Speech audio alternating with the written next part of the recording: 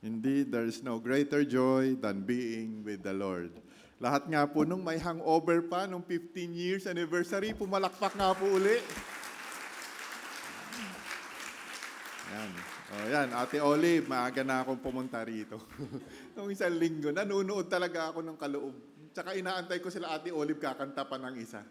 Kaya nandun ako sa likod, sabi ni Pastor, kayo po ang presider. Tumakbo na ako dito. Mga kapatid na nandito po sa ating Munting Bulwagan, ganoon din po sa nakatutok sa Facebook Live. Isang magandang umaga po at welcome po sa gawain ng Day by Day Jesus Ministries dito po sa Dasmariñas. Napakaganda po nung kanta, no, there is no greater joy than being with the Lord. It is a blessing na kasama natin ang presensya ng Panginoon. At speaking of blessing, taas nga po yung kamay ng nakahandang tumanggap ng blessing sa araw na to. Yan. Pwede na pong ibaba. Yan. Yung mga nais na makakatanggap ready makatanggap ng kanilang answered prayers. Ano po? Yan. Meron po akong kwento ng answered prayer. Meron daw pong isang munting bayan. Itong bayan na ito medyo boring. So merong isang negosyante doon, sabi niya, magtatayo ako ng nightclub. So, nagtayo siya ng nightclub para magkaroon ng buhay itong munting bayan na ito. Ngayon, merong local church. Ayaw nila ng may nightclub sa bayan nila. Yang sabi nung kanilang pastor, magbibigil tayo, magpe-prayer tayo araw-gabi para mawala yung nightclub na yan. Ito nga nangyari. Kumidlat. Tinamaan yung nightclub. Nasunog. So, in short, nawala nga yung nightclub. Ang siste, nagdemanda yung may-ari ng nightclub. Dinemanda niya yung church. Tapos itong church, kumuha ng abogado para ipagtanggol sila. Di dumating na sa husgado. Inaral ng husgado yung kaso, sabi ng husgado, ano man ang mangyari sa kasong ito ang katotohanan. May isang tao sa kabilang banda na naniniwala sa prayer at may mga Kristiyano sa kabilang banda na hindi naniniwala sa prayer. Kasi nilalabanan nila, hindi namin kasalanan yan na masunog yung church ninyo. Kaya mga kapatid, whenever we ask for blessings, whenever we ask for prayers to be answered, dapat ready tayo to receive these blessings and the answers to our prayers.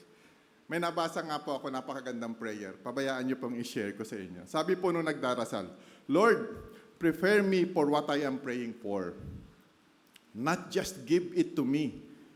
Prepare me for it. Prepare my character before the blessing arrives. Prepare my heart before the answer comes. Prepare my faith for the seasons I've been asking for. Because I don't want to receive something I am not ready to steward well. As we prepare for our blessings, let us also ask God to prepare ourselves, to prepare our hearts. Para itong mga blessing na matatanggap natin sa araw na ito at sa mga darating na araw ay mapangasiwaan natin at mapadaloy natin sa direksyon na gusto ng Diyos para sa atin. At bago po ang lahat, inaanyayahan ko naman din kayo na tumayo at i-welcome naman po natin ang kapatiran na nasa ating bulwagan.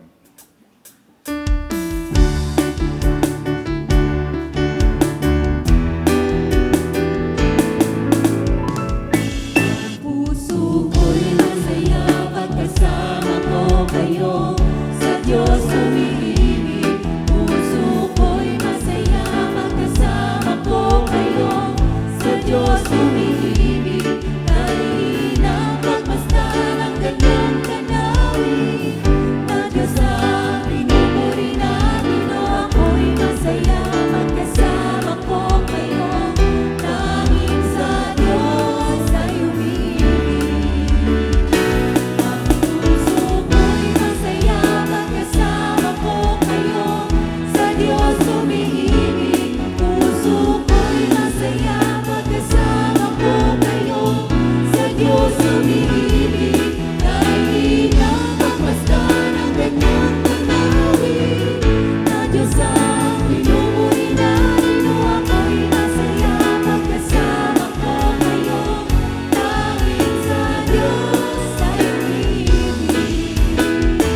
O kahit ang pagmasdan ang kanyang tanawin, na Diyos ang pinupuri natin. O ako'y masaya pagkasama ko kayo, tanging sa Diyos, tanging sa Diyos, tanging sa Diyos ay umiibig.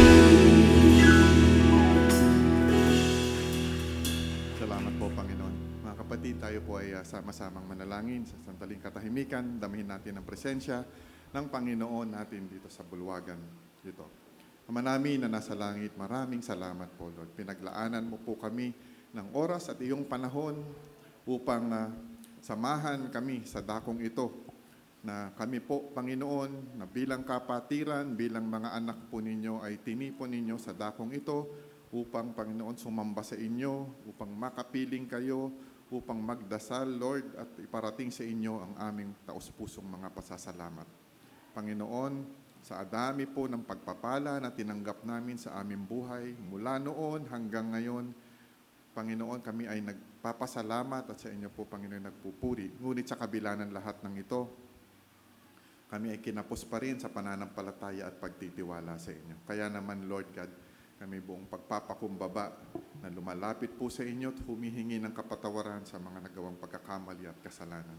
Sa mga pagkakataon, Panginoon, na sinuway namin ang iyong kalooban, tinalikuran namin ang iyong kabutihan, ginawa namin, Panginoon, ang mga bagay na taliwas sa iyong kautusan. Patawarin mo nga po kami, Panginoon. At sa inyong banal na presensya na nasa dakong ito, Lord, humihingi kami ng tulong na ang pagtitipon na ito ay magiging daan, Lord, upang kami ay palakasin sa aming pananampalataya, upang kami, Panginoon, ay patibayin sa aming pagtitiwala sa inyo, at kami palalaguin upang, Panginoon, ang lahat ng pagpapala na mayroon kami ay aming gagamitin ayon sa iyong kalooban at sa iyong hangarin. Tulungan mo rin po kami, Panginoon, sa aming mga kahilingan, mga bagay na may kinalaman sa aming mga material, financial at spiritual needs. Itinataas namin, inilalapit namin sa inyong paanan upang inyo pong pagpalain, upang inyo pong dinggin. Pagpalain po ang kongregasyong ito, maging Panginoon ang aming kapatiran na hindi namin kasama sa gawaing ito, ipinagdarasal po namin sila sa inyo na kaming lahat ay maging ligtas, malayo sa gawain ng masasamang espiritu, mapalapit po kami sa inyong kalooban at patuloy na lumago sa pananampalataya. Pagalingin mo po ang aming mga karamdaman, palakasin po ang aming mga pangangatawan, bigyan po kami ng maliwanag na kaisipan at gabay ng banal na espiritu upang ang mga mensahe na tatanggapin namin sa araw na ito ay magdala po sa amin sa mas malinaw na direksyon na naayon sa iyong mga plano. Ang mga mensaheng tatanggapin namin sa araw na ito ay maging hamon, maging payo, maging encouragement sa aming lahat, Lord God, at mamuhay kami sa paraan na ninanais mo sa bawat isa sa amin. Ito po ang aming dasal sa ngalan po ng inyong anak na si Jesus. Amen. Ayon po sa Romans 12:12, be joyful in hope, patient in affliction, and faithful in prayer. Panginoon, sa umagang ito, wala kaming inaasam kundi maranasan ang presensya mo. Tanggapin mo ang aming papuri at pagsamba.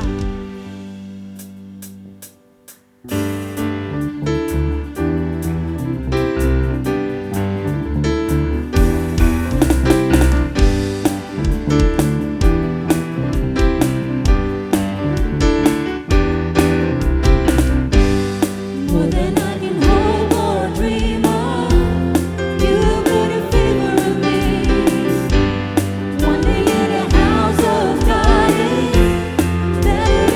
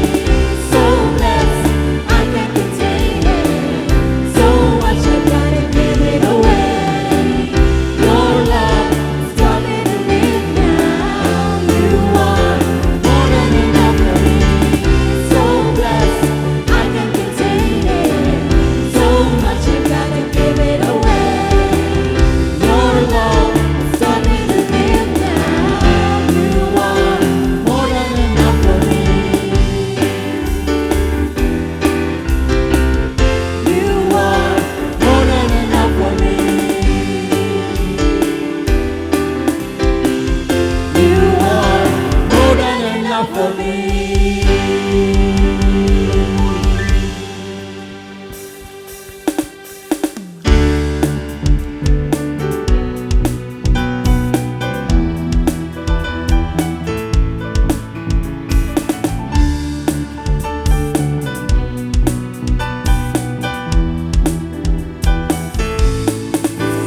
pag-isip, ganap kang kapiling, umahigigit na ligaya. Sa katanghalian, sa mga kailangan, laging may sapat kang biyaya. Sa pagsapit ng dilim, ikaw pa rin ang siyang kapiling. Kaya't sa iyong pag-ibig, ano man harapin, ako'y hindi mangangamba. O Diyos, kung ikaw ang napili, nalagitan ay natatanaw.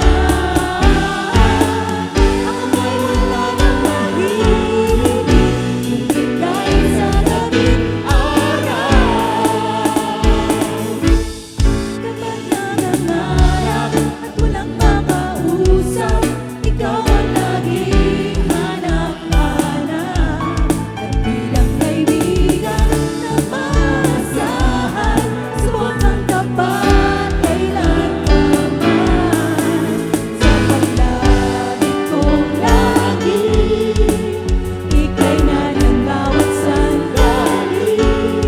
Kaya't sa iyong pag-ibig, ano man harapin, ako'y hindi mangangamba. O Jesus, kung ikaw ang napili, nalangitan ay natatanaw. Ako ay wala nang mahihigit, kung ika'y sa gabing araw.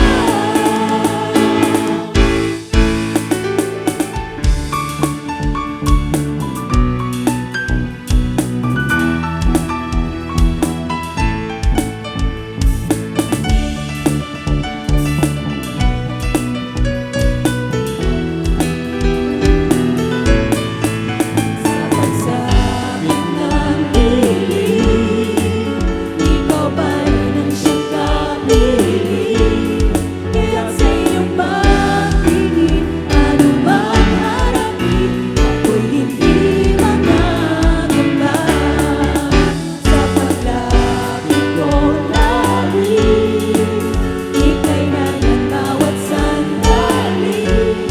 Kaya sa iyong pag-ibig, ano man harapin, ako'y hindi mangangamba. Ako'y hindi mangangamba. Ako'y hindi mangangamba. Purihin natin ang ating Panginoon.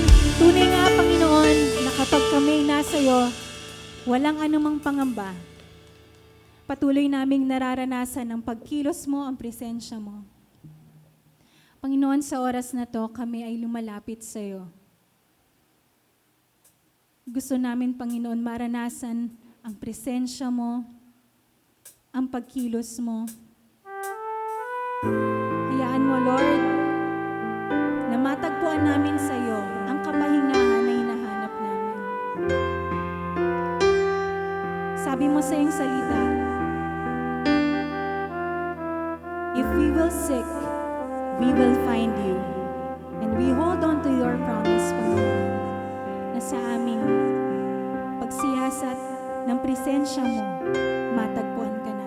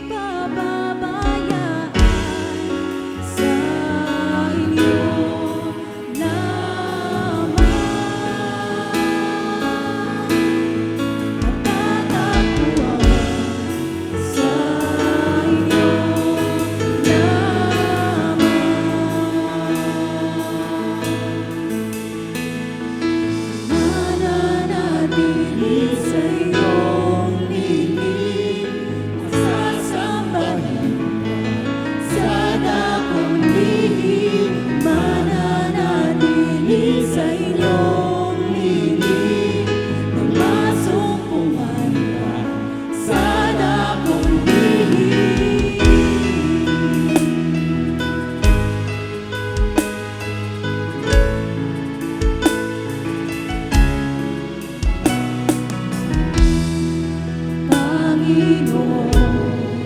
Ang lalayo ay kalinga at sandigan ko, di magbabago ang tulong. Salita niyo'y maghahawakan sa inyo lamang.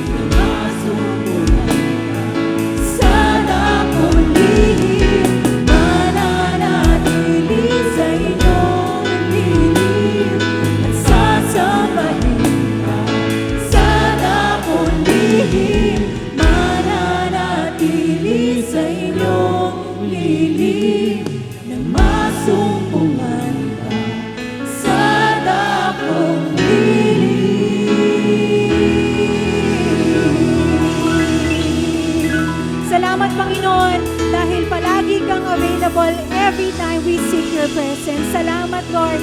Iniimbitahan ka namin, samahan mo pa kami ngayon sa buong pananambahan namin. Ikaw ang mapapurihan at mapasalamatan sa oras na ito. Hallelujah. Purihin at patuloy nating palakpakan at sambahin ang dakilang pangalan ng ating Panginoong Jesus.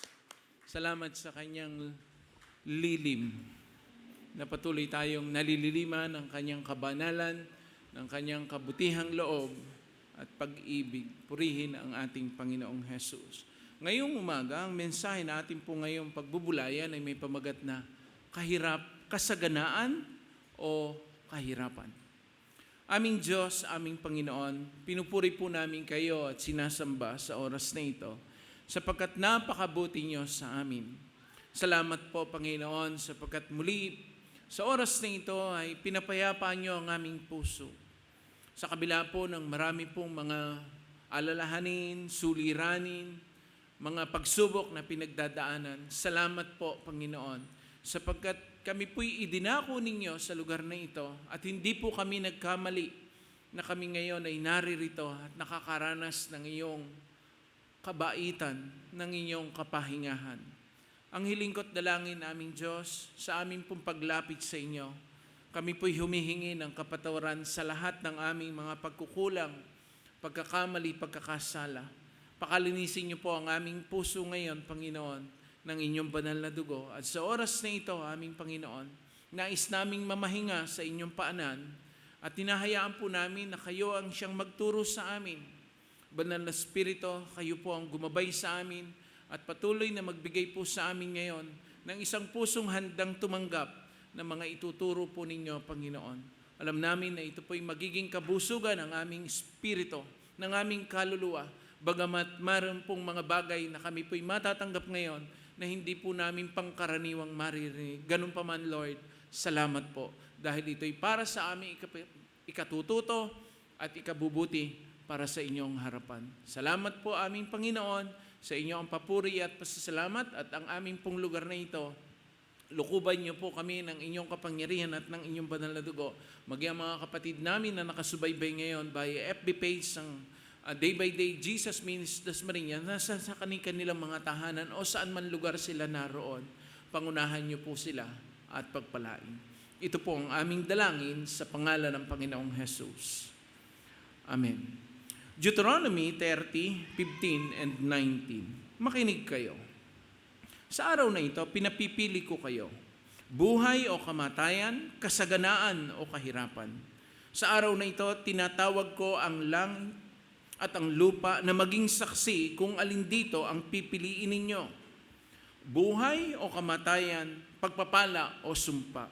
Piliin sana ninyo ang buhay para mabuhay kayo ng matagal, pati na ang inyong mga anak. Ayaw natin ang kahirapan. Lahat nais natin ay kasaganaan. Wala pong pumipili noon.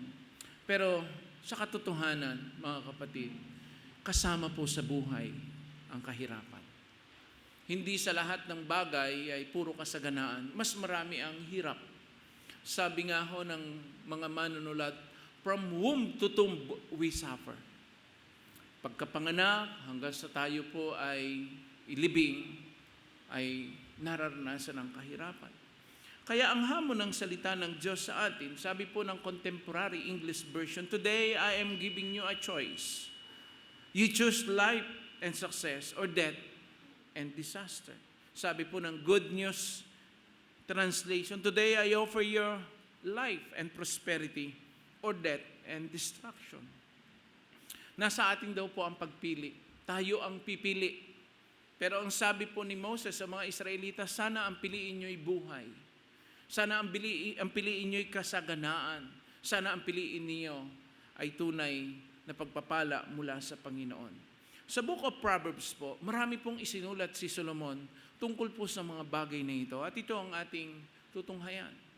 Kahirapan ay naranasan ng ilan because of the circumstances beyond their control.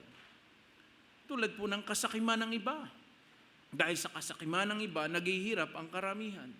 Proverbs 30 verse 14, "There are people who take cruel advantage of the poor and needy. That is the way they make their living." May mga tao daw po na sakim at napakalulupit, pati po yung mahihirap ay kanilang pinagmamalupitan dahil sa kasakiman. Pangalawa pong kahirapan na naranasan ng ilan beyond their control is dahil sa panggugulang at pangingikil ng ilan, naghihirap ang mamamayan. Proverbs 28 verse 8, "If you make money by charging high interest rates, you will lose it all to someone who cares for the poor." Kung kumikita ka daw sa magitan ng pagkuha ng mataas na interes, sabi rito, nakukuhanan mo ang mga tao nagmamalasakit sa mga mahihirap. Sa halip na yung tutubuin ng matataas, kumuha ng tubo, sa halip na maitutulong sa iba, nakukuha pa ng mga mangingikil at mga nanggugulang na ito. Halip na yung mga tao po ay makatulong pa, may extend pa, pero dahil nga sa ganito pong mga pag-uugali, ito po ang pangyayari sa buhay na hindi kayang sugpuin o pigilin ninuman dahil yung kasakiman, panggugulang, at pangingikil ng iba, kaya nararanasan po ang kahirapan. Kahirapan ay naranasan din ng ilan because of their own sinful conduct. Hindi rin naman natin po pwedeng isisi sa iba. Minsan din po sa atin, tulad ng laziness. Ang pag-uugali ng tao na di mabuti ay ang katamaran. Kaya nararanasan po ang kahirapan. Ang sabi po ng iba, mas mabuti daw po ang tamad, hindi pagod. Pero gugustuhin mo ba yun? Proverbs 6:6-11. Tingnan mo ang mga langgam, ikaw na taong ubod tamad. Pamumuhay ni masdan mo at nang ikaw ay mamulat. Kahit sila'y walang pinunong sa kanila'y naguutos, walang tagapamahala o tagapamasid na sinusunod, ngunit nag-iimbak ng pagkain sa tag-araw.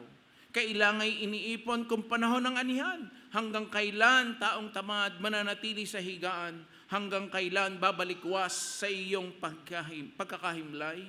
Kaunting tulog, bahagyang idlip, sandaling pahinga at paghalokip-kip, samantalang namamahinga ka, ang kahirap ay darating na parang armadong magnanakaw upang kunin ang lahat ng iyong kailangan. Kaya magising na. Ang gamot daw ho sa katamaran ay wala sa butika, kundi kasipagan. Yun po ang gamot sa katamaran, kasipagan. Sunod po na di mabuting pag-uugali ng tao kaya nakakaranas ng kahirapan, refusing to heed correction. Ayaw tumanggap o makinig kapag ka itinutuwid. Proverbs 13:18, all who refuse correction will be poor and disgraced. All who accept correction will be praised. Ang taong ayaw daw pong tumanggap ng pangaral o payo ay daranas ng kahirapan at kahihiyan. Subalit, ang tumatanggap ng payo at pagtutuwid ay pararangalan. Sapagkat dahil maraming blind spot ang tao, nararapat na makinig at sumunod sa mabubuting payo. Pagka po ikaw ay isang driver, wala kang concentration kundi yung unahan. Kaya po meron pong rear mirror at dalawang side mirror, left and right. At yun ay glance lang, sulyap lang, hindi po pwede talagang madali. At hindi po pwedeng hindi ka susulyap sa kaliwa mo at sa kanan kung ikaw ay nagdadrive. Yun ang dahilan kung bakit may mga tao na nagpapaalala sa atin kasi hindi natin nakikita yung tagiliran natin, maging yung likuran natin. Kaya napakahalaga na pakinggan ang paalala. Sunod na di mabuting pag-uugali ng tao kaya nakakaranas ng kahirapan, pleasure seeking. Ang hinahanap palagi kasiyahan, kalayawan. Proverbs 12:17, whoever loves pleasure will be a poor man. He who loves wine and oil will not be rich. Yung mahilig daw ho sa luho, sa kalayawan, no? Ang kasasadlakan ay kahirapan. Sunod na di mabuting pag-uugali ng tao na kaya nakakaranas ng kahirapan, drunkenness, gluttony. Proverbs 23:21, huwag kang makikisama sa mga lasenggo at sa masisiba sa pagkain, pagkat sila'y masasadlak sa kahirapan at darating ang panahon magdaramit sila ng basahan. Kaya mga kapatid, hindi po lahat ng handaan ay kinakainan. Anong malay mo, patibong pala yun sa'yo? Sisisihin mo pa yung nagpakain. Kaya sabihin pakain ng pakain, kasi nga, masiba Di ba ho? Hindi po maganda yun. No? Konting kapraso lang, lalo na kung halimbawa pupunta tayo sa mga kasalan, galit na galit ang iba, bakit ba hindi pa nagpapakain? Ang uso ho kasi ngayon, ganun Marami mo nang papagurin ka muna ng papagurin, pagkatapos saka pakakainin. Kasi pag pinakain tayo, lalayasan natin sila. Alam na, kabisado na. Kaya yun ang nangyayari. Kaya kung tayo pupunta sa mga handa at kasalan, kumain muna tayo sa ating bahay para hindi ka sumasama ang pakiramdam. Alam nyo naman, pagka gutom na ang tao, nag-iiba ugali. Yung mabait, nagiging halimaw. Kapag kagutom na, subukan po ninyo. Di po ba? Kaya yan po, pagkadadating doon, sa anumang handa mo pupunta, kumain muna sa bahay. Pagkat hindi natin alam kung anong oras magpapakain, ay mabuti ba na mabuti, ini-expect mo na maganda nga ang kainan, ay paano kung hindi? Ay binigla mo, pag uwi mo, sinisisi mo pa, nakapunta-punta pa doon. Kasi binigla mo ang kain eh. Di po ba? Hindi naman sanay.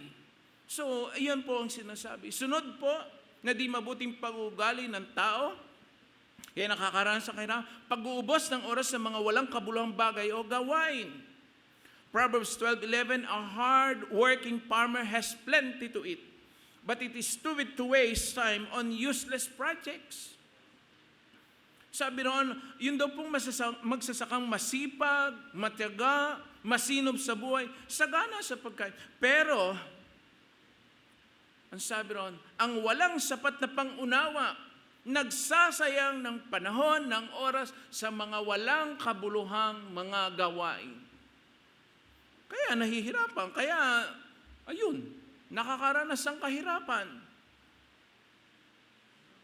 Kaya napakahalaga mga kapatid ay pag-isipan ng lahat. Huwag ubos-ubos biyaya. Nakakalimutan na yata natin mga kapatid yung kasabihan. Huwag ubos-ubos biyaya. Baka bukas ikaw ay nakatunganga. At magsipag. Sabi ng nanay ko nung bata ako, alam mo anak, walang pagod na nabukol.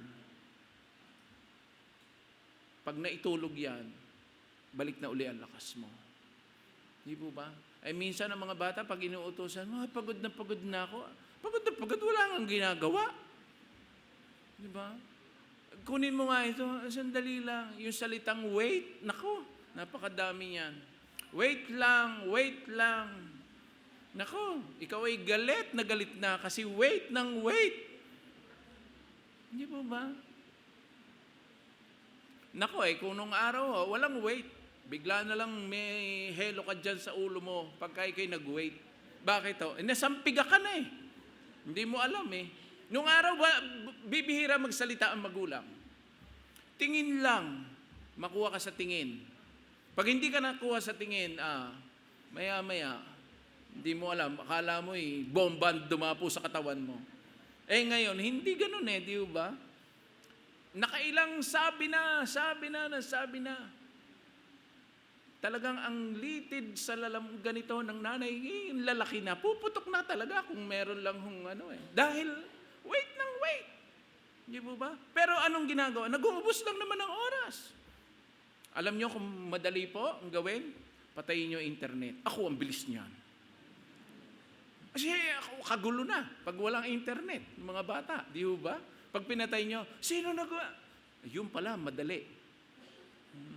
Pero yung ikaw ay sisigaw, ite-text mo pa, i-message mo pa, bumaba na kayo dyan, kakain na. Hindi bababa! Wait lang. Di po ba? So, sa una masarap, pero darating ang araw, anong sabi roon? Darating ang panahon, magdadamit ka ng basahan. At ayaw natin yon. So poverty is not always self-inflicted, but in many cases, it is. So poverty comes from the other causes such as a natural disaster, God's discipline, persecution, and even voluntary choice. At marami po, lalo na sa ating mga kababayan na nakaranas po ng matinding kalamidad. Talagang, kung ating iisipin, paano nga kaya sila? But most Christians today are blessed with relative wealth. Kaya isaalang-alang natin kung anong karunungan na maaaring matutunan tungkol sa paggamit ng kayamanang ipinagkatiwala sa atin ng Diyos. Ang dali pong kumita ngayon. Tamad lang ang talagang magugutom ngayon. Hindi katulad nung araw po na pagka naririnig natin yung kwento ng mga matatanda kasama pa ang mga Hapon, ay talagang, alam mo na, hirap yun. Di ba? Mahirap sa pera. Pero ngayon, madali na. Mas mayaman pa nga ho yung mga nandyan sa kalye. One time meron isang namamalimos. Nagpapalit ng pera, buo, sa isang pawn shop. Sabi, pwede ho ba magpapalit ng barya? Sabi, magkano yan? 2,000 po. Diba? Sabi nung nagpapapalit, mabuti pa siguro, umalis ako dito sa maganda kong pwestong ito at mamalimos na rin lamang. Ano yan? Ilang araw mo? Hindi po, isang araw lang. Di ba? Kaya akala natin yung mga namamalimos, madudumi-damit, abay, kada sasakyan, 5 piso ng 5 piso, ilang libong sasakyan na nadaan dyan. Kaya sinasabi natin mga kapatid, tamad lang ang nagugutom ngayon. Kasi may pera kahit sa kalye. Ang daming paraan. Kaya ang tanong, ano ang karunungan na pupwede nating hingin sa Panginoon para magamit sa tama ang mga ipinagkatiwalang yaman? Sapagkat may pakinabang. Ang pakinabang sa ipinagkatiwalang yaman, a degree of security. Proverbs 10:15, wealth protects the rich, poverty destroys the poor. Ang sabi po ng Biblia. Ang kayamanan ng mayamay matibay na tanggulan, ngunit ang kahirapan ng yagit ay kanyang kapahamakan. Ano pa ang pakinabang sa ipinagkatiwalang yaman? A companion like friends. Proverbs 14:20, you have no friends if you are poor, but you have lots of friends if you are rich. Hindi po ba? Kapag ikaw ay merong pera, meron kang ganito, maaari ka manlibre na manlibre. Magsama ka ng kaibigan, kahit palibrehin. Bakit? May pera kayo, may pwede kayo ipakain sa kanya. Di po ba? At sasamahan ka. Pero yung magyaya ka, labas tayo. Kilala mo na hindi naman yan nanlilibre, sasama ka? Hindi. Kaya nga mga kapatid, ang taong mahirap, kadalasan daw po tinatalikuran. Pero yung mayayaman, napakaraming kaibigan. Hindi kayo nagtaka? Nakikita po ba natin? Yes. Magtaka ka ba? Kaya wala akong kaibigan, wala nagtetext sa akin. Kasi, alam mo na, tamad ka. Di ba? Mabilis ka lang kumuha, pero hindi ka marunong magbigay. Proverbs 19:6-7, marami ang lumalapit sa taong mabait, at sa taong bukas palad, lahat ay malapit. Kung ang mahirap ay tinatalikuran ng mismong kapatid, wala na itong magiging kaibigan, kanino man lumapit. Salita ito ng Diyos, hindi ko po ito salita. So mga kapatid, dapat kahit sa mga kamag-anak, kaibigan, dapat maging, maging mabait tayo sa kanila. Ano ang sabi rito? Kung ang mahirap ay tinalikuran ng mismong kapatid, take note, kapatid mo na yan, wala ka na magiging kaibigan. Kasi sa dulo ng ating buhay, kahit marami tayong kaibigan, kanino ka uuwi? Di ba sa pamilya? Kung ikaw ay naging malupit, madamot sa iyong kamag-anak, sa iyong mga mahal sa buhay, pagdating ng edad mo na hindi mo na kayang lumakad, sino pa lang magmamalasakit sa iyo? Kaya, yan yung karunungan na ibinibigay sa atin ng Panginoon. Alam niyo ang ibinibahagi sa atin ngayon dito? Katalinuhan. Hindi lang kabanalan. Katalinuhan. Ano pa ang pakinabang sa ipinagkatiwalang yaman? Power or influence. Maaari kang magkaroon ng impluensya. Maaari kang magkaroon ng authority. Pag meron kang marunong kang gumamit ng ipinagkatiwalang yaman. Proverbs 22:7, ang mahirap ay nasa kapangyarihan ng mayaman, ang nangangailangan ay alipin na nagpapahiram. Ano pa ang pakinabang ng pinagkatiwalang yaman? The ability to speak more freely. Malaya ka makapagsabi ng gusto mo kapag meron ka. Pero bilang mga Kristiyano, hindi para mang-ape. One of these days, pasasaganain tayo ng Diyos. Pero hindi yun paraan para mang-ape at magyabang. Kundi, kusang loob na tumulong sa nangangailangan. Proverbs 18:23, nakikiusap ang dukha, ngunit ang mayaman ay masakit magsalita. Pero bilang mga Kristiyano, dapat hindi natin gamitin yon. Hindi ko mo't ikaw ay nananagana, may karapatan ka na, pero ang lakas po ng makapagbigay ng power and influence pag meron kang pera. Di ba? Maaari ka magsalita. Pero kung wala ka naaambag kahit konti, kahit napakaganda ng idea mo, kahit napakaganda ng naiisip mo, dahil wala kang pwedeng iambag, hindi nila pakikinggan. Sa kabila ng maraming pakinabang, wealth does not provide everything. Iyan ang katotohanan, mga kapatid.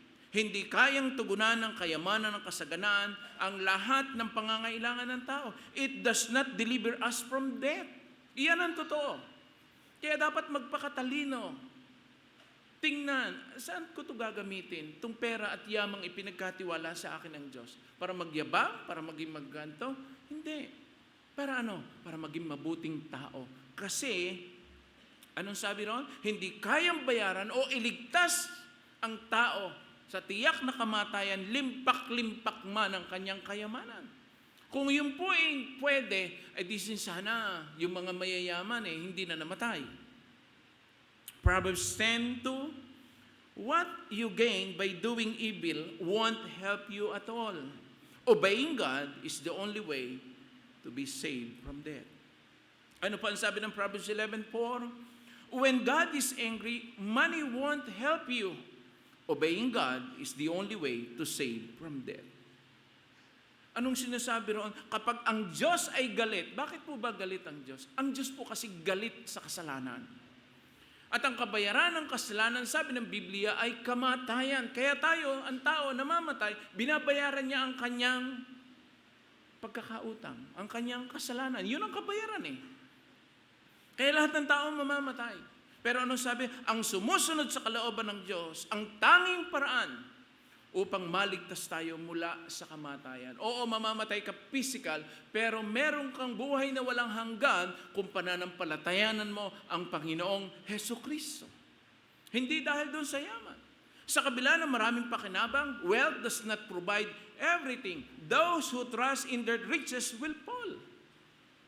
Proverbs 11:28, malalantang tila dahon ang nagtitiwala sa kanyang yaman. Ngunit ang matuwid ay giginhawa tulad ng sariwang halaman. Kaya mga kapatid, uulitin ko, katalinuhan ko. Alam niyo po yung mga book of Psalms, mag-start po siya sa book of Job, book of Psalms, book of Proverbs, book of Ecclesiastes, and Song of Solomon.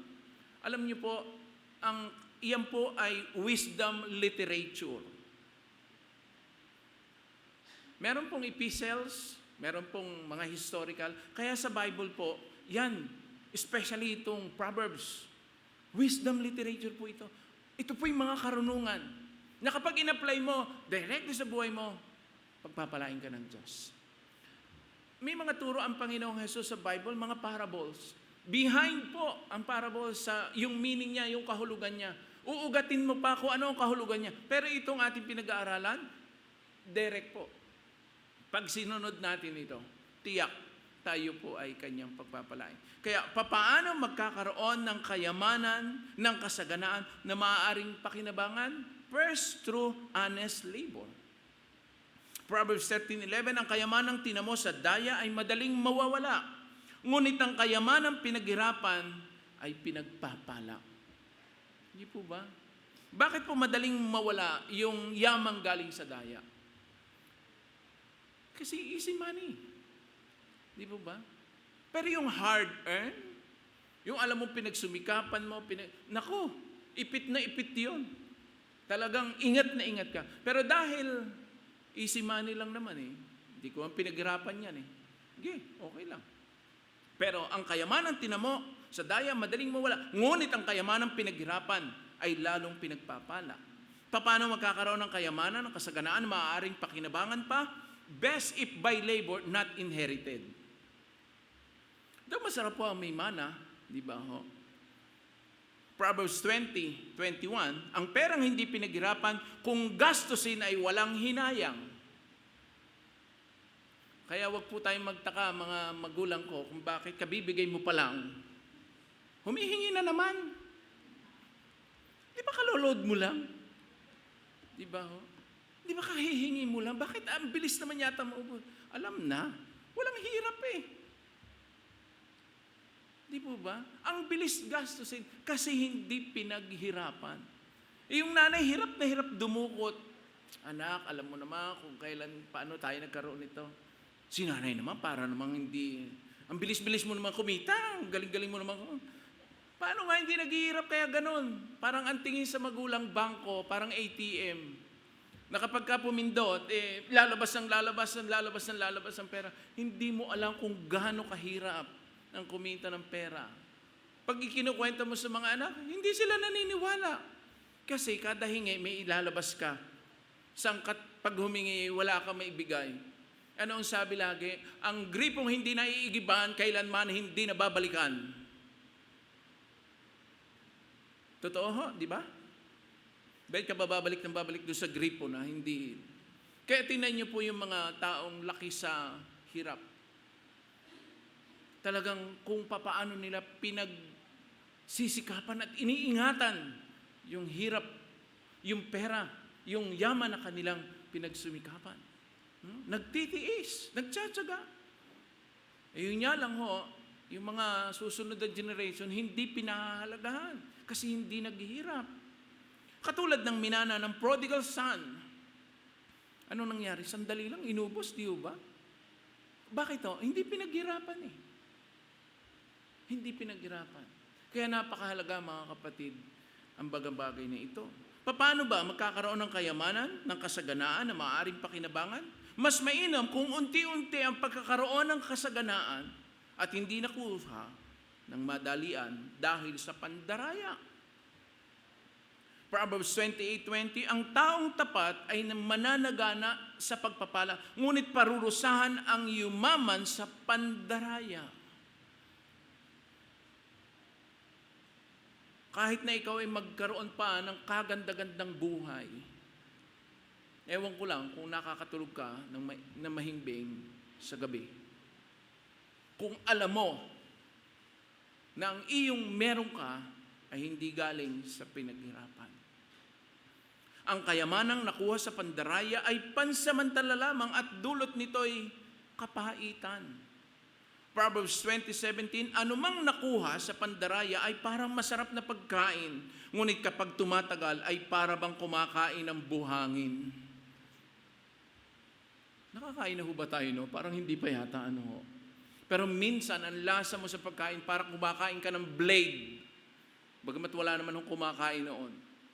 Pero pakiramdam mo, bakit ang hirap lunukin? Is because, galing saan? Sa hindi tamang pinagkitaan. Proverbs 21:6, ang pagkakamal ng salapi dahil sa kadayaan ay maghahatid sa maagang kamatayan. So ang aral, do not work hard to be rich. Because riches easily disappear. Ang bilis. Anong laging term na marami? One day millionaire. Sana laging mayaman. Di ba? Laging masagana. Bakit sinasabi po na one day millionaire? Kasi pagkasweldo, doon ka lang paldo. Kinabukasan, sampurado na lang. Wala na. No? Nung araw daw, nakakamay pa kung kumain. Aba, ngayon, nakakutsara na. Aba, sabi mayaman. Sabi, hindi nga naghihirap. Aba, nakakutsara na. Ay, makukutsara mo ba, sasakol mo ba ika ang lugaw? Ay, kailangan mo kutsarahin talaga ang lugaw. So mga kapatid, tingnan natin po ang ating kalagayan. Sabi rito, huwag mong masyadong pagurin ang sarili para maging mayaman. Ang kayamanan ay madaling mawala. Di po ba? Proverbs 23:4-5, huwag mong pahirapan ang sarili mo sa pagpapayaman. Sa halip pigilan mo ang iyong sarili at isipin kung ano ang mabuti. Dahil ang kayamanan ay madaling mawala at tila may pakpak na lumilipad sa kalawakan tulad ng isang agila. Nung araw po, pagka meron kang isang malaking piso, napakayaman mo na. Ewan ko kung meron pa ho kayo noon. Inabot ho ba kayo ng pisong malaki? Diba? Feeling mo talagang, naku. Ngayon, pag may 1,000 ka, parang 100 na lang. Hindi niyo po naisip yun kung gaano kababa ngayon ang pera. Ang baba na ng value. Noong araw, sinasabi natin, kinukwento natin, pag pupunta ako ng palengke, yung 200, 300, hindi na ako magkakang, naku, 5,000 na, parang wala ka pa rin nabili. No. Wala. Hindi po ba? So, iyan po ang sinasabi. Huwag nating pahirapan ang ating sarili sa kasi ang bilis po niyang mawala. Di po ba?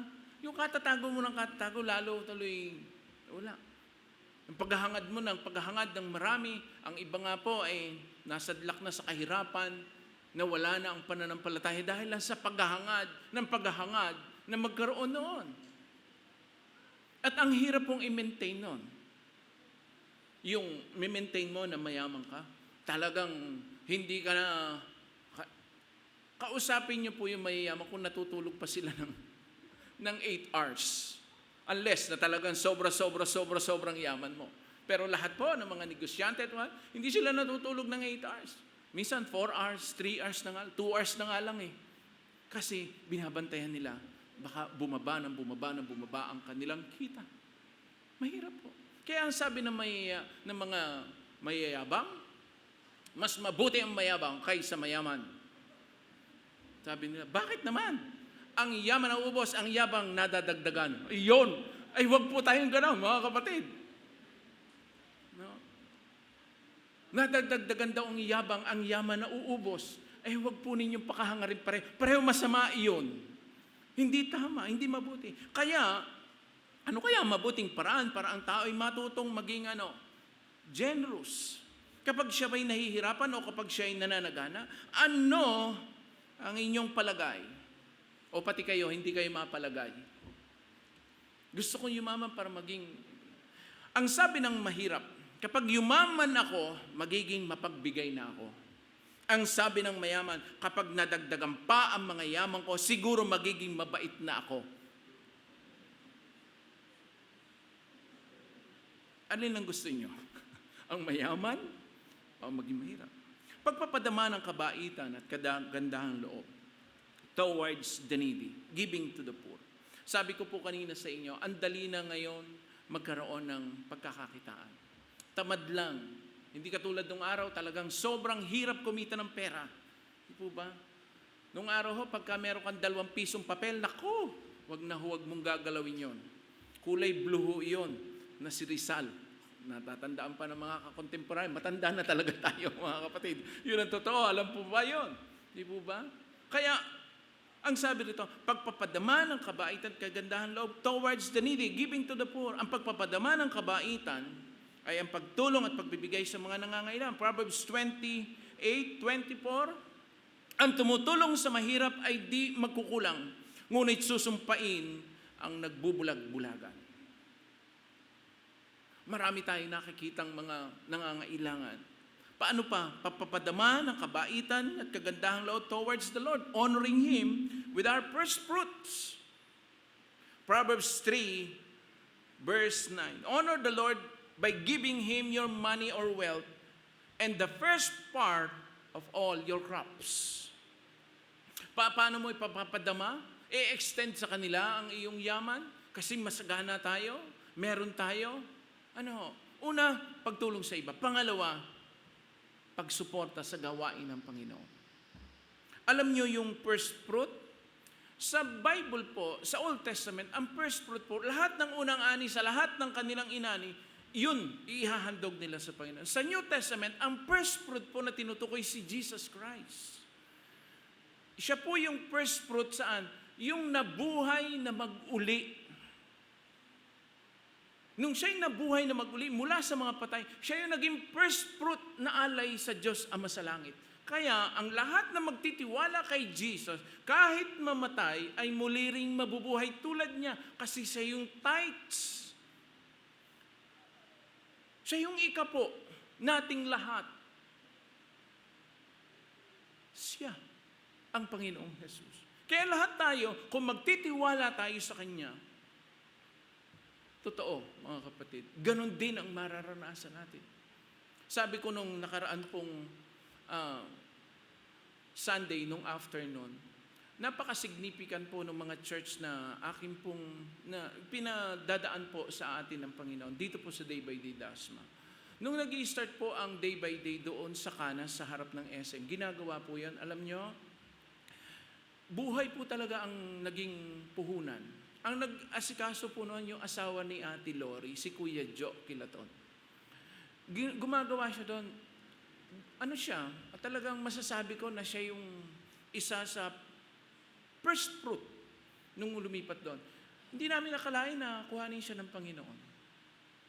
At alam nyo, kahit dito po, sa Kana dito, nung nag-i-start po tayo dito, alam niyo po yung kung sino po ang gumawa nitong building na ito? Si Architect Edmond Ramirez. Siya po talaga ang gumuhit nito. Natapos ng lahat. Nung lumabas yung tax deck ng church na ito, kasi hindi po tayo po pwede mag-construct nang wala tayong legal documents para mag-start ito. Biglang si Architect namatay. Kaming dalawa lagi ang magkasama, humarap kay congressman dito para mabigyan tayo ng tax deck. Siya namatay. Sabi ko, Lord, anong plano niyo? Lagi pong merong ganon. Sa aking personal na paglilingkod, lagi merong tao na dedicated, na magbibigay ng buhay, na ituturing mong sila'y sila yung mga tithes. Di po ba? So mga kapatid, yun yung pagpapatama ng kabaitan at kabutihang loob. At napaka-significant sa akin nun. Kasi sa kada sulok at kada drawing niya, at alam niyo bago mamatay si Architect, nakahanda ng lahat. Nung kinausap namin yung misis, ay binigay po kay Engineer Leo at kay Engineer Elmer, yung lahat ng dokumento nito, buo na, tapos ng lahat. Itinuloy na lang natin. Lahat po hanggang second floor. Kaya meron tayong ganitong building kasi may mga tao na nagpadama ng kabaitan at kadagnalo. Alam ko hindi nila plano yon, pero may plano ang Diyos. Kaya mga kapatid, sino makikinabang noon? Ano yung pakinabang sa pagiging mapagbigay? Natural benefits. They inherit joy of giving. Proverbs 11:17, you do yourself a favor when you are kind. If you are cruel, you only hurt yourself. Ang mabait, pag mabait ka, para sa iyong kabutihan yon. Ngunit kung ikaw ay malupit, para sa iyong kapahamakan. Pagka ikaw ay madamot, kapag ikaw ay makasarili, sino sinasaktan mo? Sarili mo. Pero kapag ikaw ay mabait, pinaggagaling mo. Kapag ikaw ay mapagbigay, kapag ikaw ay matulungin, nakakatulong yon sa iyong kaloob-looban na hindi mo namamalayan. Kaya mga kapatid, hanggat tayo malakas, hanggat tayo meron po tayong kakayanan pa, mag-extend tayo ng healing. Hindi lang nabibili sa butika ang kagamutan. Gusto mong gumaling, kaloob-looban? Sanayin mo ang tumulong at magbigay. Sapagkat sabi ko nga sa inyo, madali na po ngayon ang magbigay, ang tumulong. Hindi katulad nung araw na talagang hard-earn, ang hirap. Pero kahit ganon, marami pa rin tao ang napaka-generous. Proverbs 14:21, ang humahamak sa kapwa ay gumagawa ng masama, ngunit ang matulingin, ligaya ang tinatamasa. Sunod na pakinabang sa pagiging mapagbigay, divine benefits, the blessings of the Lord. Ang pakinabang na matatamo sa kusang loob pagbibigay, masaganang pagpapala mula sa Diyos. Proverbs 11:24-25, ang taong mapagbigay, lalong yumayaman, ngunit naghihirap ang tikom ng mga kamay. Ang taong matulungin, sasagana ang pamumuhay, at ang marunong tumulong ay tiyak natutulungan. Sa ngayon, parang hindi natin nakikita dahil malakas pa tayo, kaya pa natin. Pero darating ng araw, aanihin natin kung ano ang ating itinanim. Nung kami po ikasal ng misis ko, nakita ko ang nanay ko, ang daming pera. Sabi ko, bakit ang dami niyong pera? Kami puro baso, kutsara, tinidor, plato. Ba't kayo ang daming pera? Yung pala, yung mga kamag-anak namin, sa kanya lahat ibinibigay. Kasi po doon po sa Upland, uso pa po yung tulungan. Alam niyo po ba yun? Pag kami naganda, yung katulad sa probinsya, ang tatay ko po magaling magtali ng suman. Kaya lagi siyang naiimbitahan. Batanggenyo po kasi ng aking pamilya. Sa Upland po, ganon. Laging may tulungan. Laging niyayaya, tulungan niyo naman kami kasi mag-birthday, may ganito. Tulungan. Kaya nung pagka po ganoon, parang, mahirap ka, pero hindi mo nararamdaman yung bigat, yung hirap kasi maraming tumutulong sa iyo. Marami ang kaysa yung inaasahan mo tutulong sa'yo, hindi ka tutulungan. Ang masakit nito, kamag-anak mo pa, titiisin ka. Kaya magpasalamat tayo mga kapatid. Merong ganito pong lugar. Para ano? Para tayo paalalahanan na sa panahon ng kasaganaan, ng kalakasan, ng kalusugan, dapat hindi lang ariin nating atin, kundi sige, i-share pa natin. I-share natin sa iba kasi sobra-sobra naman sa akin. Dahil ang Panginoon naman ang nagkakaloob ng ating itutulong sa iba, nararapat na sanayin ng sarili na maging mapagbigay upang maranasan ang tunay na kaligayahan. Paano naman makikilala ang mga sakim? Pagkikilanlan ng sakim, walang katapusang pagnanasa, parang linta. Proverbs 30:15, greed has twins, each name give me. Uulitin ko po ang sabi ng Proverbs. Ang sakim daw po ay may kakambal at ang pangalan ay Bilmokon yon, Bilmokon yan. Akin yon, akin yan. Yun ang pangalan, kakambal ng sakim. Pangalawa po, hypocrisy. Mapagkunwari. Proverbs 23:6-8. Huwag kang makikikain sa taong kuripot. Take note mga kapatid. Pakinggan niyo po itong sinabi ng Proverbs. Huwag kang makikikain sa taong kuripot, ninanasain man ang masarap niyang pagkain, sapagkat iyon ay maninikit sa iyong lalamunan. Aanyayahan ka nga niyang kumain at uminom, ngunit hindi bukal sa kalooban. Isusuka mo rin ang lahat ng iyong kinain at masasayang lang ang maganda mong sasabihin kasi kuripot. Kasi mapagkunwari. Kain ka na, wala namang inihahain.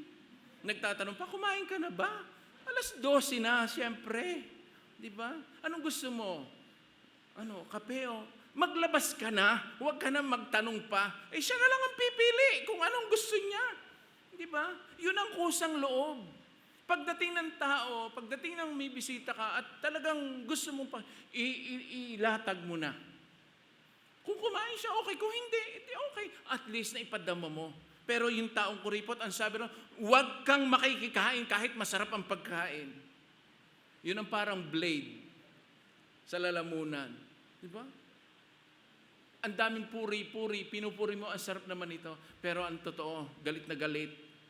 At sinasabing, huwag mong ubusin yan, huwag mong ubusin yan. Gusto pa rin namin yan. Yan lamang, hindi pa nakain ng aking anak. Diba? Meron niya akong isang bisita Nagpunta sa kanila, ang handa po ay isda. Pakain ng pakain yung magulang. Aba, silip ng silip yung mga anak doon sa bintana. Nung binaligtad na po yung isda, sigaw na yung anak, "Nanay, nabaliktad na!" Wala na tayo.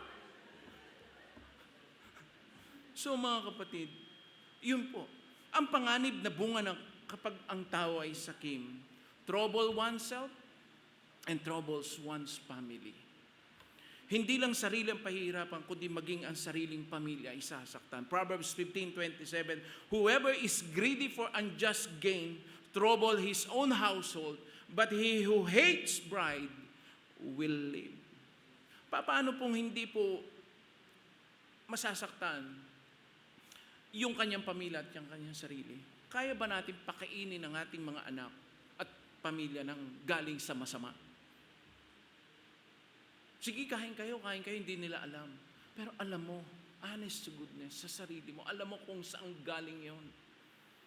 Kaya mga kapatid, nagdudulot yun ng kaguluhan. Nagtataka ka, provided naman ang lahat, meron naman ang lahat, pero bakit ang gulo ng aking pamilya? Tanungin natin, saan galing yung iyo ipinakain? Hindi po ba? Bakit hindi sila magkasundo? Bakit hindi sila ang dami na, ibinigay ko ng lahat. Tanungin natin kung saan galing yon. Sa mabuti ba? Kasi may bunga yon. Kailan nagiging generous ang tao? Kapag nananagana o kapag nahihirapan? Kailan nagiging greedy ang tao? Kapag nananagana o kapag nahihirapan? Wala po yun sa kalagayan ng iyong pamumuhay. Nasa puso.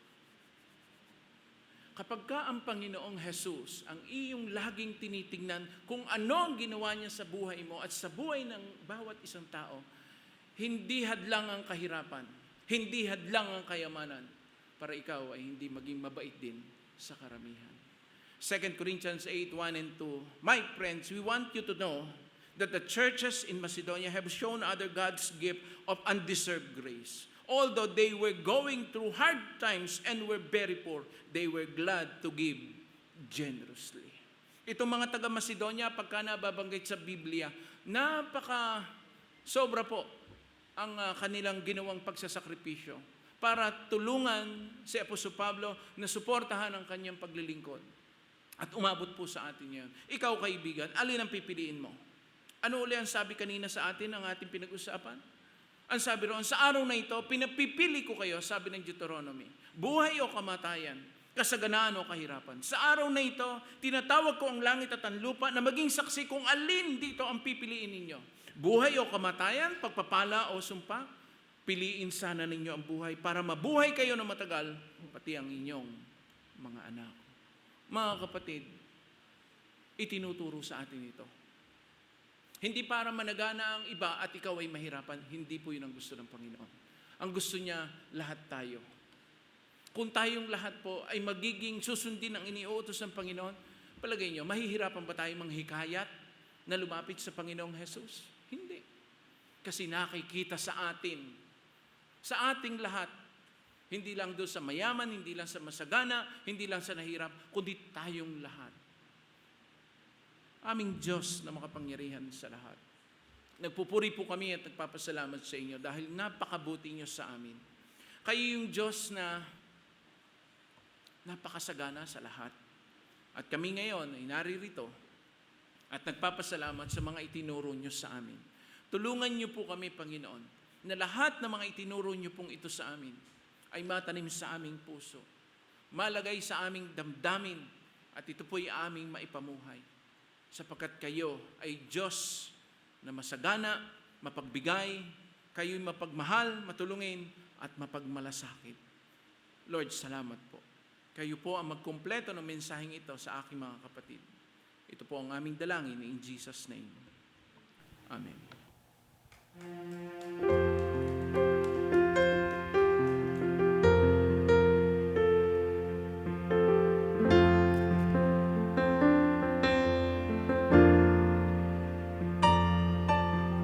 Sa aking paglalakbay sa buhay na ito, may isang bagay sa puso'y aking naganto. Kahit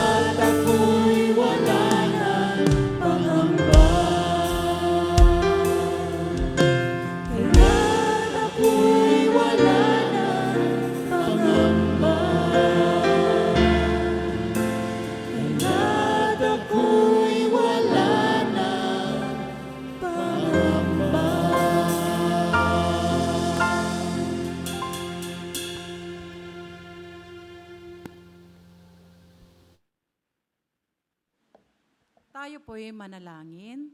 Panginoong lubhang makapangyarihan sa lahat, salamat po, Ama, sa umagang ito na kami nandito upang magpuri sa inyong pangalan. Ama, salamat nga po, Panginoon. Sabi nga po sa aming awitin, ikaw ay sapat na sa aming buhay. Napakasarap, Panginoong, pakinggan na ikaw ay sapat sa amin, Panginoon, na wala na po kaming hahanapin pa. Ama, salamat po sa umagang ito, Panginoon, sa aming narinig na aming mensahe sa aming butihing Pastor Lawrence, na patuloy niyong ginagamit, Panginoon, na magbigay ng aming espiritual na advice sa aming mga pamumuhay bilang isang Kristiyano. At nawa po, O Lord, hindi lang po namin ito narinig, kundi apply po namin sa aming pangaraw-araw na buhay. Muli, Ama, nagpapasalamat po kami sa umagang ito, Lord, sa biyaya, pagpapala, kalakasan ng katawan at pag-iingat sa amin. Without you, O Lord, we are nothing. Ama, salamat din po, Panginoon, sa mga biyaya na aming natatanggap sa trabaho, sa negosyo. Salamat, Panginoon, at patuloy niyo po kaming pinagpapala, Panginoon. At nawa po, O Lord, maibalik po namin ito ng may katapatan mula sa aming puso ang aming handog at kaloob. Salamat pong muli at kayo po ang mag-ingat sa amin. In Jesus' name we pray. Amen.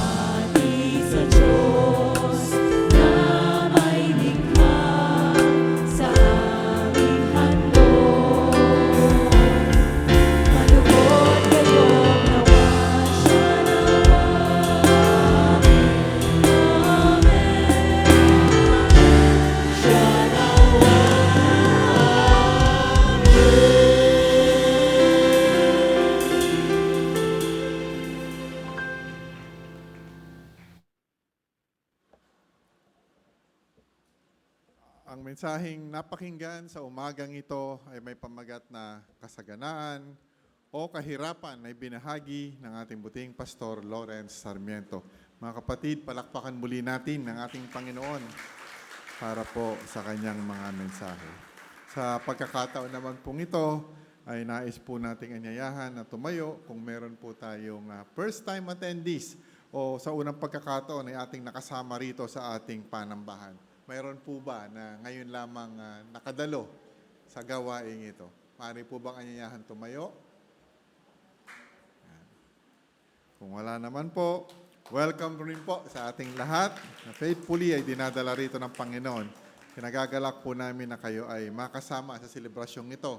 Ganon din po yung mga nasa Facebook Live.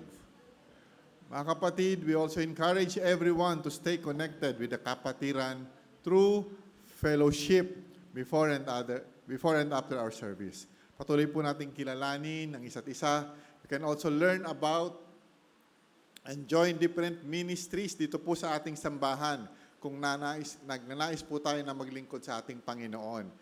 Sa mga nais po na maging bahagi ng anumang ministry ng ating simbahan, our ushers will gladly assist you para po sa mga karagdagang impormasyon. sa mga ministries na ito po. Every Sunday po, tayo ay sama-samang sumamba at magpuri sa Diyos dito po sa Cana Worship Hall. Sisimula po ang ating gawain sa ganap na 10:00 ng umaga. Ang gawain ito rin po ay mapapanood din ng live sa ating Facebook page on Day by Day Dasmariñas. At may replay pa po. Mapapanood naman natin ito sa ating YouTube account na at Day by Day Dasmariñas. Tayo rin ay mayroong midweek worship celebration na ginaganap every Wednesday. Ang oras po ay 7:30 p.m. Ito naman po ay via Zoom. Ang lahat po ay inaanyayahan din na dumalo at makibahagi sa ating midweek worship celebration every Wednesday. For our church activities, we encourage you to register and attend the Adult Sunday School. Ito pong Adult Sunday School ay ginaganap every Sunday at 9 a.m. dito po sa ating worship hall. Ang educational program na ito ay tumatalakay sa mga sumusunod na topics. Una po, yung salvation. And pagka natapos nyo po yung salvation, next topic po, basic growth. And after that, advanced growth. And then church membership. And finally, cultural redemption. Mga kapatid, please join us, lalo na sa mga hindi pa po nakaka-attend ng Adult Sunday School. Please join us in discovering God's Word. Just approach po si Ate Joy Salazar para po makapagpalista tayo para sa Adult Sunday School. Inaanyayahan din ang ating mga kabataan na dumalo sa ating youth Bible study. Ito po ay ginaganap din tuwing linggo. Pagkatapos po nitong ating worship celebration, lahat ng youth, we call you to stay, to connect, and to grow in Christ together. Our church also offers virtual Bible study so we can all grow in God's words wherever we are. Ito po ang ating mga schedule ng virtual Bible study. Every Monday at 7:30 p.m. ay kapatiran sa Daang Hari po ang kanilang Bible study. Pagka Wednesday naman po at 6 p.m. ay kapatiran sa Japan. Pag-araw po ng Webes, may 5 p.m. po ang kapatiran po sa General Trias. At may virtual Bible study ulit sa Thursday din po sa ganap na 6 p.m. Pag Friday, 7:30 p.m. At pag Saturday naman po ay 8 in the morning, 8 a.m. po. Pag Sunday ay 7:30 p.m. po ulit. Find your community today. Just visit our welcome desk upang makapagpalista po tayo. For the tithes and offering para po sa ating mga kaloob, maaari rin po ninyong i-deposit through bank transfer. Nakita niyo po kanina yung ating account name and account number via BDO o kaya Bank of Philippine Islands. Another announcement naman po, galing po to sa ating multimedia. Mga kapatid, let's be part of our multimedia ministry. If you are interested in seeking through and serving through presentation, graphics, live stream, or other media-related task, we would love to have you join us. Please approach our team at the multimedia booth. Ang multimedia booth na yun, nandito po sa aking kaliwa. Sa nagnanais po na maging bahagi ng ministry na ito. Lapitan nyo lang po sila.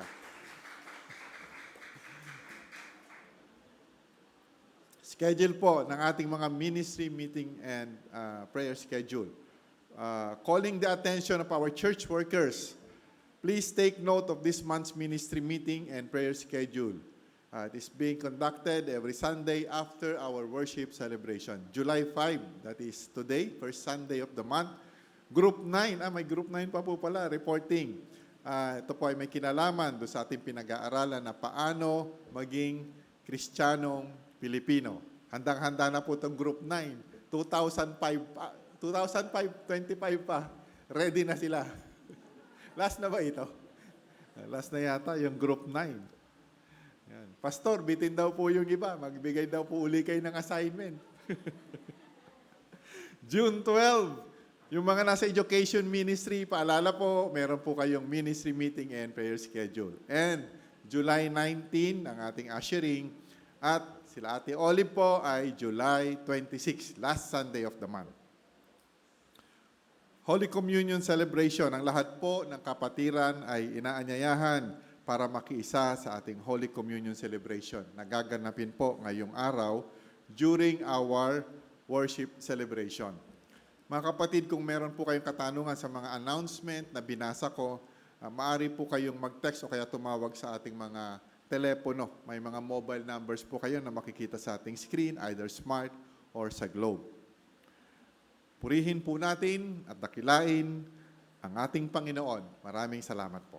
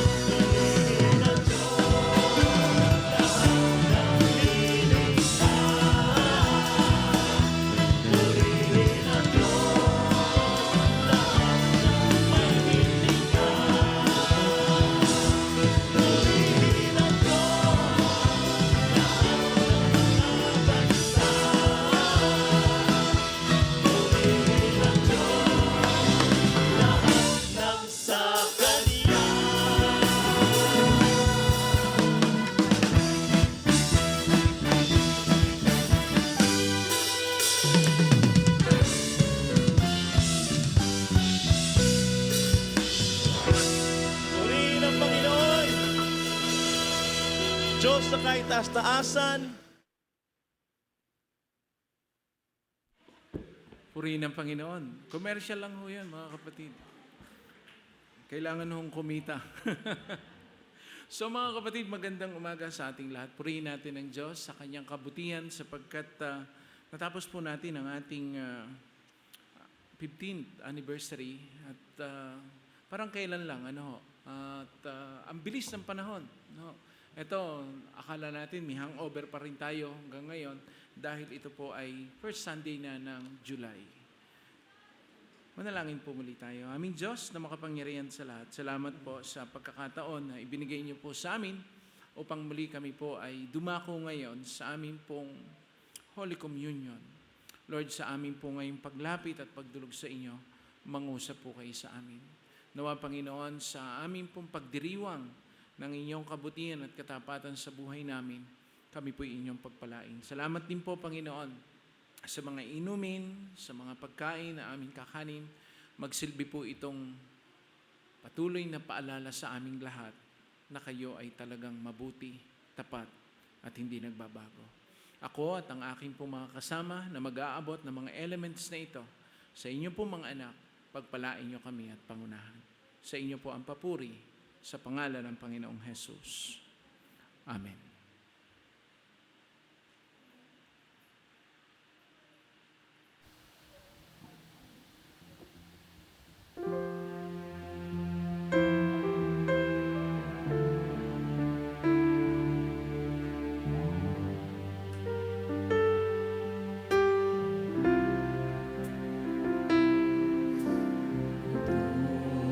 Tinapay ng buhay,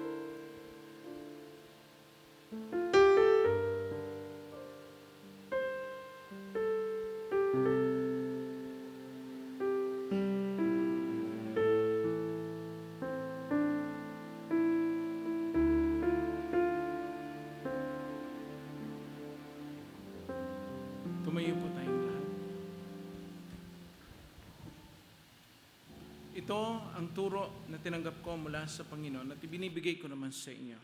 Noong gabing siya ay pagkanulo, ang Panginoong Hesus ay dumampot ng tinapay, nagpasalamat, at pinagpirapreso iyon at sinabi, ito ang aking katawan na inahandog para sa inyo, gawin ninyo bilang pag-alaala sa akin. Sabay-sabay po natin kainin.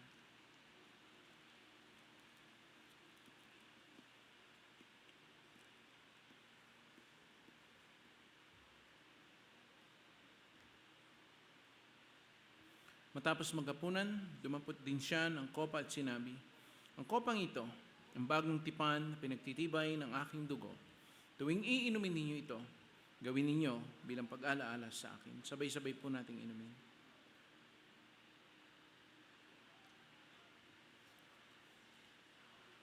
Sapagkat tuwing kakain kayo ng tinapay na ito at iinom sa kopang ito, ipinapahayag ninyo ang kamatayan ng Panginoon hanggang sa muling pagparito niya.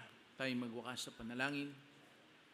Aming Diyos, aming Panginoon na makapangyarihan sa lahat, maraming pong salamat sa inyo sapagkat muli kami po ay inyong pinagpala at pinanariwa sa aming puso at isipan ang halaga ng inyong pagkabuhay na maguli, ng inyong kamatayan sa krus ng Kalbaryo, na ang naging benepisyaryo ay kami na mga nananalig at nananampalataya at sumusunod sa iyong mga salita.